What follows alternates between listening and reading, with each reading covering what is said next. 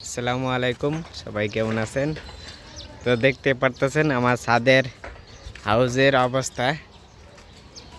একেবারে সব কিছু মাটি উঠায়া পরে আপনার একেবারে নতুনভাবে আমার এই হাউসটা তৈরি করতেছি। এই যে এখানে খাম্বা দিছি, আর এখানে এখন খাম্বা ঢালাই দিয়া আপনার একেবারে ইট বালু দিয়া ঢালাই দিয়া একেবারে খাম্বা লাগাই দিছি। আর এইগুলা করার কারণ হলো এই যে যখন বাঁশ দিয়ে লাগাই আপনার লাউ গাছটা পরে বৃষ্টি পরে আবার এমনি গাছে তো পানি দিতে হয়, পরে গাছ এই বাঁশটা মাটির নিচে যে থাকে ওটা পচা জায়গা, আস্তে আস্তে পচে যাওয়ার পরে পরে টালটা ভাঙ্গা জায়গা।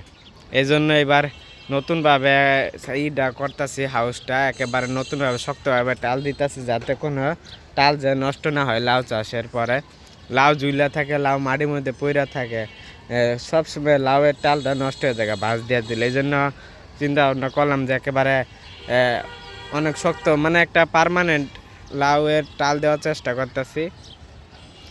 পার্মানেন্ট বলতে একেবারে যে বাড়ির ছাদ করার পরে তো আর থাকবে না, এটা ভাঙ্গা যাইব ওরকমভাবে তৈরি করছি।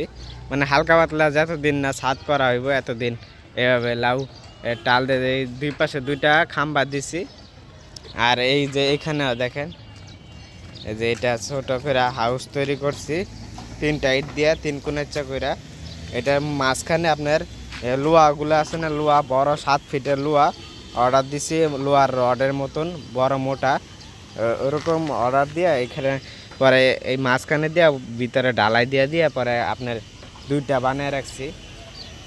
এই যে মাঝখানে রডটা বসাই দিয়ে পরে ঢালাই দিয়ে দিমু, পরে ওই খাম্বার থেকে এই খাম্বা পর্যন্ত, ওই খাম্বার থেকে ওই খাম্বা পর্যন্ত টানা দিয়া একেবারে আপনার পার্মানেন্ট একটা আপনার টাল রেডি করবো। এই জন্য এইগুলা সব মাটি উঠে রাখছি যাতে আবার আর মাটি উঠে রাখছি কারণ নতুন করে সার দিমু, সার দিয়ে মাটি প্রস্তুত করতেছি। আর এই যে দেখেন কিচুনেস দিয়ে রাখতেছি, সবার নিচে কিচুনেস দিছি, পরে মাটি দিছি, পর আবার এখন কিচুনেস দিয়ে ভরতেছি, আর আবার পরে আবার মাটি দিমু, আবার মাটির উপর আবার কিচুনেস দিমু, পর আবার উপরে মাটি দিমু। এইভাবে আমি এই মাটিটা প্রস্তুত করতেছি, পরে আপনার লাউয়ের বীজটা লাগাই দিমু। আর এখন তৈরি পুরাপুরি এখন এইখান দিয়ে মাটি প্রস্তুত করতেছি, আর এখান দিয়ে যে রড অর্ডার দিছি, রডটা আসতে একটু দেরি হইতেছে।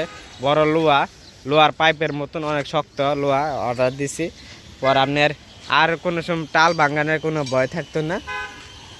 এটা হলো সিমেন্টের খাম্বা দিছি, এই যে 7 ফিট এই 8 ফিটের খাম্বা এইখানে। আর এইখানে ইট দিয়ে আর মাঝখানে খাম্বাটা বসাই দিয়া পর আপনার ডালাই দিয়ে দিছি, দুই দিকে দুইটা দিছি।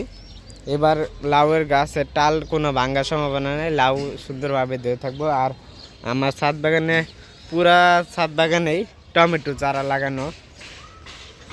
এই যে দেখেন কত টমেটো, আর মাশাল্লাহ ভালো এই টমেটো ধরছে, এই যে প্রচুর টমেটো ধরছে।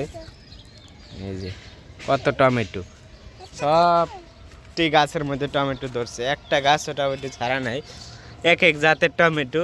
এটার মধ্যে আবার দেশি টমেটো, আমাদের যেটা দেশি এদিকে চাষ করা হয় বিরা টমেটো। আর এখানে এটা লম্বা জাতের একটা টমেটো দেখা যাইতেছে, অনেক রকমের অনেক জাতের টমেটো, সবটি গাছে টমেটো ভরা। এই যে টমেটো দেখেন, এই যে টমেটো, খালি টমেটো দেখছেন, মনে হয় কি টমেটো বাগানের মধ্যে আসছি, টমেটো যে খেতে লাগে এরকম। এই যে দেখেন সবটির মধ্যে টমেটো, আর সবটির মধ্যে টমেটো ধরেছে।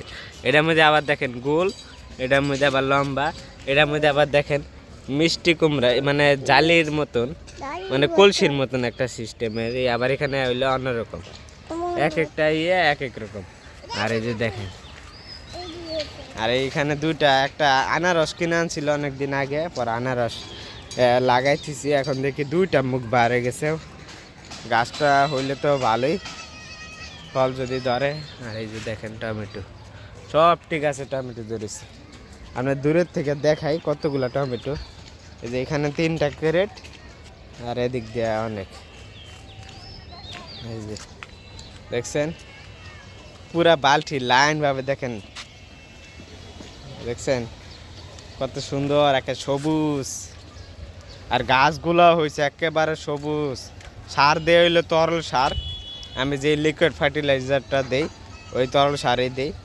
আর গাছগুলা কত শক্তপোক্ত হয়েছে, কত সুন্দর হয়েছে। আর ভিতরে খালি টমেটো ভরা, অনেক টমেটো। এই যে দেখেন টমেটো। এইখানে আমার 86-র উপর গাছ আছে। এখন যদি সবটি 1 কেজি করে টমেটো ধরে, দেখেন 86 কেজি। আর 86 বাদ দিলাম, 80টা টমেটো গাছ আছে ধরলাম, 80টা আছে। 80টার মধ্যে 1 কেজি করে ধরলে 2 মণ, 40-80 কেজি, 2 মণ টমেটো। এই 2 মণ টমেটো খাইতে খাইতে তো মুখ দিয়ে পাত দিয়ে মানে দিয়ে খালি টমেটো বাড়াইব, দেখছেন। আবার কাঁচামরিচ গাছও আছে। কাঁচামরিচ আপনার কিনে আনছিলাম এমনি চারা। এই যে দেখেন কি পরিমাণ কাঁচামরিচ ধরছে। এইবার এই প্রথম আমার গাছে কাঁচামরিচ ধরছে। আমার খুব কমই হয় কাঁচামরিচ, আমার ভাগ্যে খুব কম হয়, কিন্তু এবার ধরছে। এই যে দেখেন পুরা গাছ ভরা খালি কাঁচামরিচ। এই 2-3টা কাঁচামরিচ গাছ ভালোই পাইছি। এদিকে টমেটো, এই যেটা আমাদের দেশি টমেটো, আমাদের এখানে দেশি টমেটো এটা চাষ করা হয়। বিরা টমেটো বলি, মিষ্টি কুমড়ার মতন, মিষ্টি কুমড়ার মতন। এই যে এদিকে দেখছেন খালি টমেটো। আমার আব্বু যে কটা ক্যারেট পাইছে খালি সবটির মধ্যে টমেটো লাগাই দিছে। এখান থেকে কিছু ফুলের চারা লাগাইছি। আর এই যে দেশি টমেটো আমাদের। আর এই যে আমার ফার্টিলাইজারের, এটা সবজি ভিজা রাখি বালতিতে, এই পানি দিয়ে আমি এই গাছে দেই। পরে যে এরকম সবজি আসে অর্গানিক, একেবারে মিষ্টি। মানে এই টমেটো আবার এত চুক্কা, আর কোনো রাসায়নিকযুক্ত কোনো সার নাই। এজন্য খাবার অনেক পুষ্টিকর, সুস্বাস্থ্যকর খাবার পাওয়া যায় ওই তরল সারটা দিলে। তো আপনাদেরকে দেখাইলাম যে আমার লাউয়ের টালে কি অবস্থা, কীরকম করতেছি। ছাদ বাগানটা নতুনভাবে করতেছি। লাউয়ের টালে দেওয়া হয়ে গেলে পর আপনাদেরকে আমি ভিডিও দেওয়া শুরু করবো। আপনার কিছুদিন পর পরে ভিডিও দেবো, আর অনেক দেরি হইব না। এখন অন্যান্য কাজের কারণে আর এই যে ছাদটা একটু নতুনভাবে রেডি করতেছি, এই জন্য আপনাদেরকে ভিডিও দিতে পারতেছি না। আর আমার যদি ক্যামেরাম্যান থাকতো তাহলে আমি যেই কামই করতাম আমি আপনাদেরকে দেখাইতাম। আর আমার মুরগি ফার্মও আছে, ওই মুরগি ফার্মেরও ভিডিও ছাড়ি। আমার আরেকটা চ্যানেল আছে এমআরকে ন্যাচারাল ব্লগস, ওইটা হলো আমার আগের চ্যানেল, এটা তো নতুন চ্যানেল। ওই চ্যানেলটা একটু হারাই গেছিলো, সমস্যা হয়েছিল, পাই নাই। পাসওয়ার্ডটা একটু ভুলে গেছিলাম, পরে আবার কিছু মাস পর পাইছি। কিন্তু ওই কিছু মাসের মধ্যে এই চ্যানেলটা খুলছিলাম। এই চ্যানেলটা আগে পরে দেখি মাশাআল্লাহ আল্লাহ অনেক দিচ্ছে, আর আপনাদের সাপোর্টের কারণে মনিটাইজেশনও হয়ে গেছে। এই জন্য পরে আবার ওই কয়েকদিন মনিটাইজেশন হওয়ার কয়েক মাস পর আবার ওই চ্যানেলটা ব্যাক পাইছি।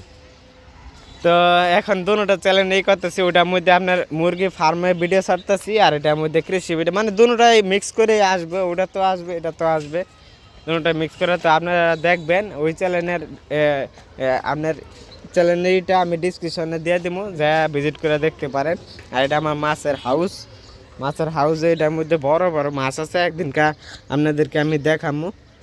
এই পানিটা কমাইয়া আর কিছুদিন পর আর একটু গরম পড়বে, কিন্তু হালকা পাতলা তা শীত আছে।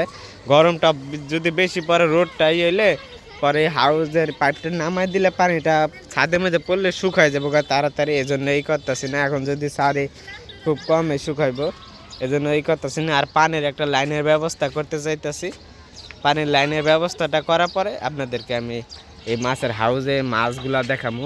এই মাছগুলা কিন্তু আমি ছোট ছোট ছাড়ছিলাম, আর খাবার দিছি হইলো আপনারই ভাত দিছি। ভাত খাওয়া খাওয়া মাশাআল্লাহ ভালোই বড় হয়েছে, আমি একদিনকার দেখছিলাম রাত্রেবেলা। তো আর কিছু বলার নাই।